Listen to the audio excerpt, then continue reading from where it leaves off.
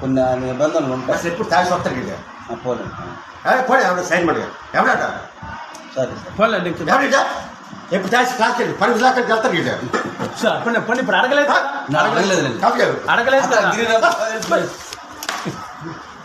చెప్తారు దిక్కొస్తారు ఎప్పుడు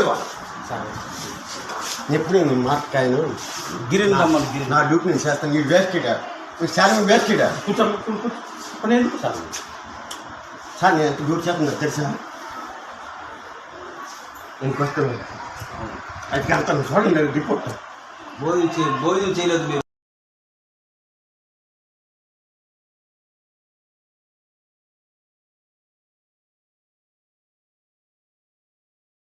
నీకు పని అయిపోయింది, నీ షాప్ క్లోజ్ అయిపోయింది. ఈరోజు షాప్ మీ పైకి పెడతాను, పైన కూడా ఇప్పుడు పెడతాను ఆల్రెడీ వీడియోస్ అన్నీ కూడా.